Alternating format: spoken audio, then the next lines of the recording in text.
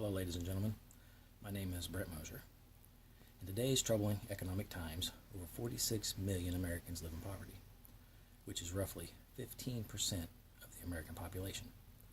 The official poverty line is reported at an annual income of nearly $24,250 for a family of four. Like myself, you have grown up during a time of one, if not many, of the 17 recessions or world crises since the Great Depression of 1930. You know or have known someone close to you who barely made or makes enough money to survive. But my speech today isn't about poverty in America. That is just one of many outcomes that stem from nearly 7,000 children dropping out of high school every day, never to return. Over 1 million young people a year. Through my research on this topic, I have discovered there are many resulting factors to why children drop out of high school. I am presenting this speech to persuade you to help reduce the number of high school dropouts in our nation. Now that I have introduced you to my topic, I will discuss why reducing the number of high school dropouts is essential for our nation. Firstly, children dropping out of high school contribute to the nation's crime statistics. Nearly 75% of crimes are committed by high school dropouts. Estimates indicate that approximately 30% of federal inmates, 40% of state prison inmates, and 50% of persons on death row are high school dropouts.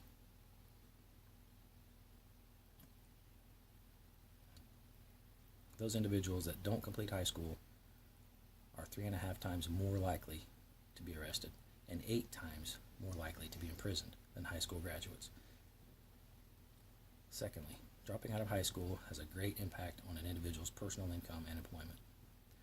They are unlikely to have the minimum skills and credentials necessary to function in today's increasingly complex society and technology-dependent workplace. According to a report published by Teachers College at Columbia University, male high school graduates earn up to $322,000 more over the course of their lifetime than dropouts. A male college graduate earns up to $1.3 million more over the course of their lifetime than high school dropouts. Roughly 22,000 students in Indiana did not graduate from high school in 2013. The lost lifetime earnings for that class of dropouts alone totals $2.9 billion. Lastly, children dropping out of high school impacts the nation's economy. A single 18-year-old dropout earns $260,000 less over a lifetime and contributes $60,000 less in federal and state income taxes. A combined income and tax loss for one 18-year-old individual who drops out of high school is $192 billion. America loses more than $26 billion in federal and state income taxes each year from the 23 million high school dropouts aged 18 to 67. That's a lot of money the government is losing out on. Now that everyone has a better understanding of some of the outcomes that dropping out of high school has on the individual and society, what needs to be done about it? I am here to persuade the U.S. Department of Education to amend the Elementary and Secondary Education Act of 1965 to standardize the high school graduation initiative across the nation. Currently, all states make their own laws regarding the minimum age students are allowed to drop out. There are 20 states, plus the District of Columbia, that require the minimum age to drop out be 18. 11 other states, the minimum age is 17. That leaves 19 states that require the minimum age to be 16. How can we allow this to happen? How can we allow these young adults to slip through the cracks? President Obama understands the need for education. He repeatedly urges kids to work hard and stay in school. He stated, "This isn't just important for your own life and your own future. What you make of your education will decide nothing less than the future of our country. What you're learning in school today will determine whether we as a nation can meet our greatest challenges in the future." According to the Institute of Education Sciences, some school districts reported that they didn't even offer certain programs or services to prevent students from dropping out. Nearly 2,000 schools across the nation graduate less than 60% of their students. Only 75% offer tutoring services. 67% offered summer school, and only 45% offered after-school programs, just to name a few. Furthermore, Bob Wise,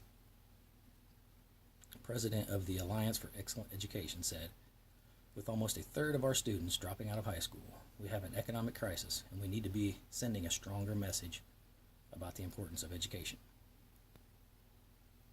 20 years ago, a high school dropout could find a job that paid a living wage. Today, that's impossible. The unskilled labor market is extremely small, and that's one of the big reasons that dropping out of high school is such a crisis. Now imagine how much better the economy will be if this amendment is approved. The great benefits of this amendment the nation will receive affects all American citizens. Our nation will see a decrease in crime. We will see a boost in our economy. With a more educated workforce, it would be easier to demand that companies keep jobs in America and not ship them to other countries. If this amendment is passed, our nation will see an increase in high school graduates.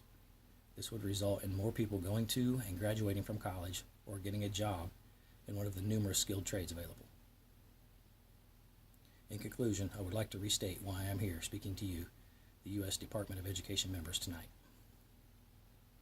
I am here to persuade you, the U.S. Department of Education, monitors of our nation's education, to amend the Elementary and Secondary Education Act of 1965 to standardize the high school graduation initiative across the nation. Without standardization across the states, this nation will not reap the benefits of having everyone graduate high school and filling the labor market with eager and educated young men and women.